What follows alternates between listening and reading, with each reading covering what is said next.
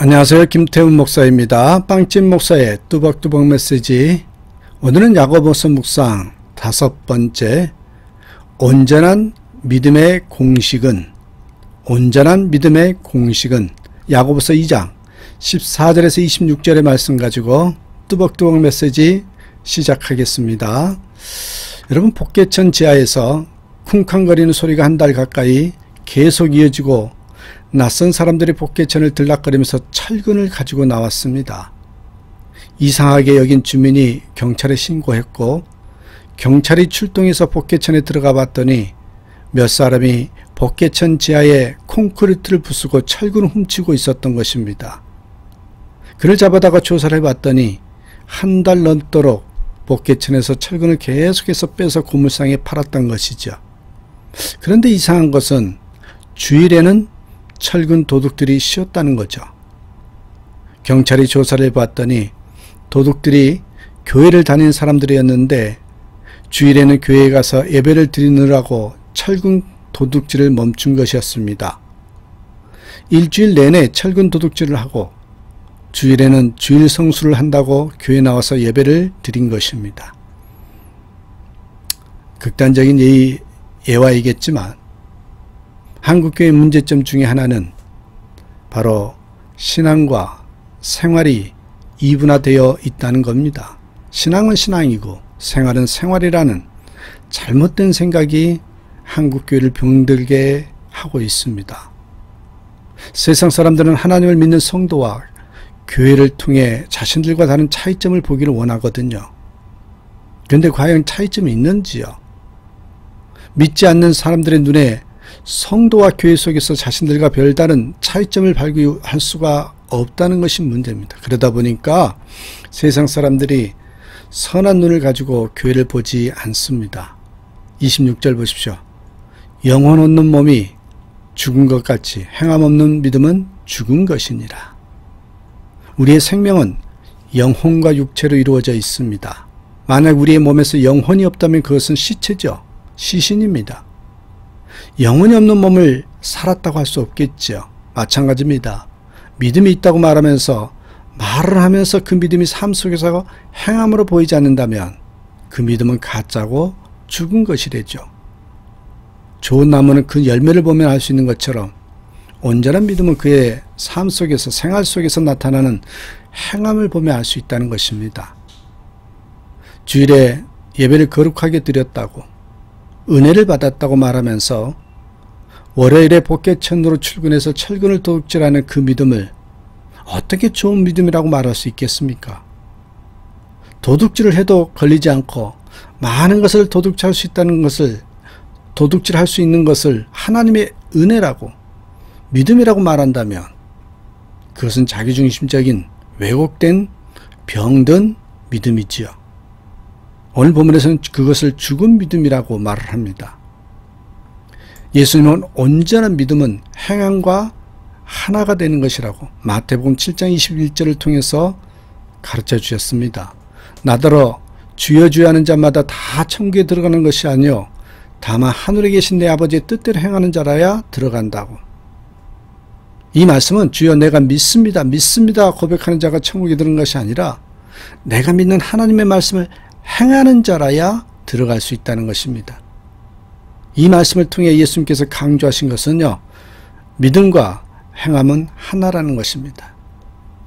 믿음과 행함은 하나다. 그래서 여러분, 온전한 믿음은 무엇이냐? 온전한 믿음의 공식을 옆에 써놨습니다. 믿음 플러스 행함, 이게 아닙니다. 믿음에다가 행함을 플러스 시키는 것이 아닙니다. 믿음 이퀄 행함이라는 것이죠. 진정한 믿음이 있으면 당연히 행하는 것이고, 그래서 믿음과 행함은 같은 것이라는 거죠. 이것이 하나님께서 말씀하시는 온전한 믿음의 공식입니다. 자, 이 온전한 믿음을 이루기 위해서는 오늘 본문을 통해서 신앙의 3가지 유형의 믿음을 한번 살펴보면서 온전한 믿음으로 나아가는 그런 시간이 되셨으면 좋겠어요. 자, 신앙의 3가지 유형의 믿음. 첫째는요, 감정을 중심으로 한 믿음입니다. 감정을 중심으로 한 믿음. 15절에서 17절 말씀 보면 만일 형제나 자매가 헐벗고 일용할 양식이 없는데 너희 중에 누구든지 그에게 이르되 평안히 가라, 덥게 하라, 배부르게 하라 하며 그 몸에 쓸 것을 주지 아니하면 무슨 유익이 있으리요. 이와 같이 행함이 없는 믿음은 그 자체가 죽은 것이라. 이 말씀은 헐벗고 굶주린 형제 자매를 보고 감정적으로는 매우 불쌍히 여기고 안타까운 마음을 가지고 뭘 좀 먹어야 하지 않겠는가, 이렇게 추운데 옷을 좀 입어야 되지 않겠는가 라고 말을 합니다.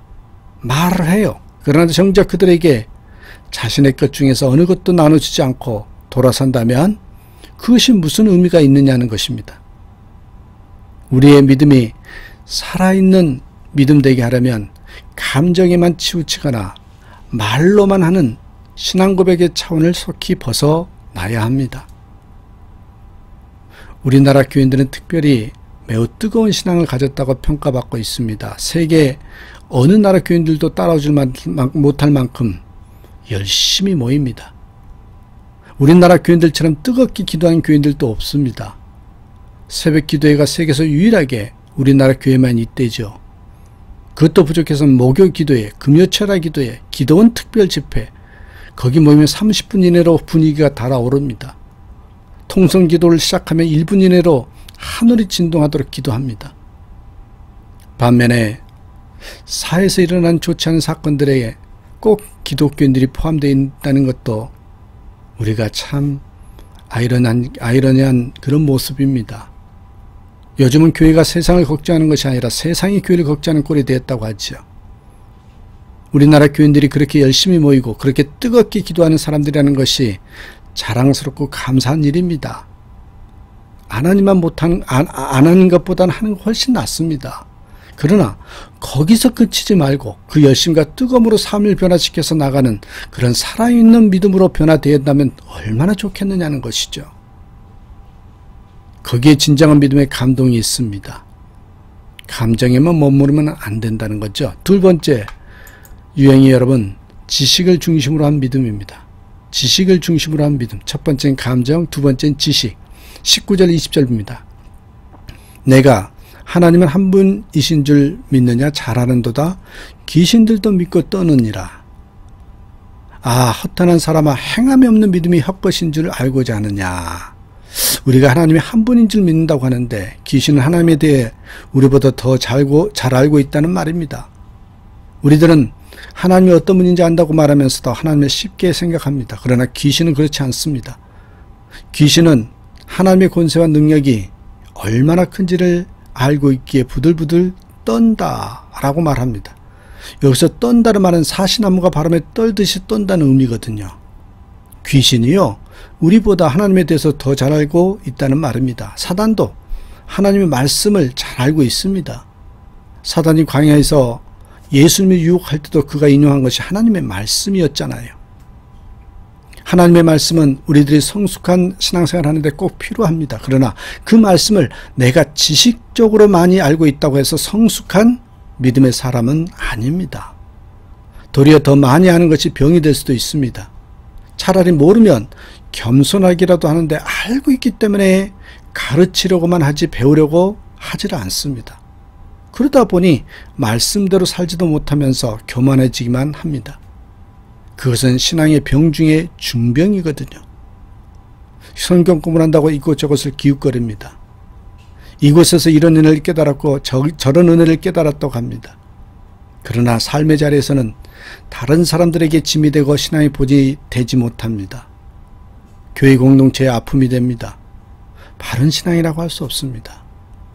성경의 지식은 신앙생활에 중요한 것입니다. 그러나 성경 지식이 많다고 해서 성숙한 신앙인이 아닙니다. 이것이 지식의 신앙의 한계입니다. 귀만 크고 머리만 큰 기형적인 믿음이 될 수 있다는 것이죠. 여러분 기억하십시오. 지식이 필요하지만 그 지식이 또한 성숙의 신앙으로 이어져야 된다는 것. 오늘 본문에서 마지막으로 강조하고 있는 것은 뭡니까? 믿음은 행동하는 믿음이어야 된다는 겁니다. 행동하는 믿음을 오늘 본문에서 강조해요. 하나님 안에서 새롭게 느낀 것을, 말씀 안에서 새롭게 깨달은 것을 삶 속에서 실천하는, 행동하는 그런 믿음의 사람이 진정한 믿음의 사람이다. 아까 말했던 26절 보십시오. 영혼 없는 몸이 죽은 것 같이 행함 없는 믿음은 죽은 것입니다. 행함이 없는 믿음은 죽은 믿음이라고 말하면서 행동하는 믿음을 강조하고 있습니다. 야고보가 행동하는 믿음의 사람의 본으로 제시하고 있는 아브람과 여리고성의 라합을 보면 그들은 느끼고 깨달은 바를 행동으로 옮긴 사람입니다. 그들은 하나님을 믿는 자신들의 믿음을 행함으로 보여주었습니다. 하나님을 믿기에 하나님의 말씀에 따라서 자신의 생각과 주장을 뒤로하고 하나님 말씀에 순종했다는 것입니다. 우리가 믿는 신앙 고백이 말에 머물지 않고 몸으로 행위로 고백되어져야 함을 말하고 있습니다.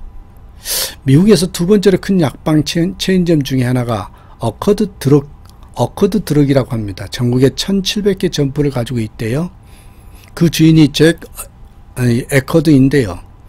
예수님을 영접하고 거듭난 그리스도인이 되었어요. 그가 주님을 구주로 영접한 후에 기도하는 가운데 처음으로 결단하고 행동을 옮긴 것이 무엇인지 아십니까? 자기의 모든 점포에서 음란 잡지를 없애는 일입니다. 지배인들의 반발이 심했답니다. 그 섹스 잡지의 판매고가 연간 500만 달러에 달하는 것이었으나 이 에커드는 그 일을 단행했습니다.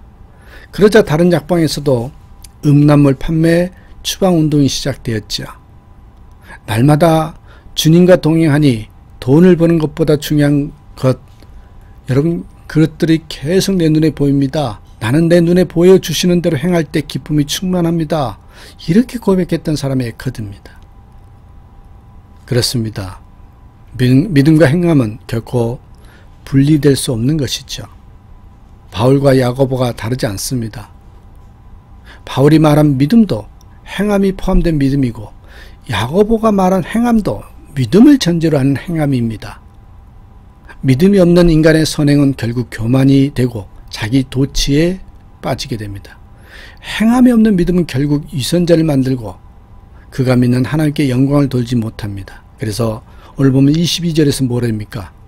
내가 보거니와 믿음이 그의 행함과 함께 일하고 행함으로 믿음이 온전케 되었느니라. 야고보서의 주제는 여전히 행위가 아니라 믿음입니다. 믿음 중에도 온전한 믿음, 산 믿음입니다. 그 온전한 믿음이 뭐라고요? 행함에 있는 믿음이라는 것을 강조하고 있습니다. 이러한 믿음을 소유하는 저와 여러분 되시기를 주님의 이름으로 부탁드립니다. 감사합니다.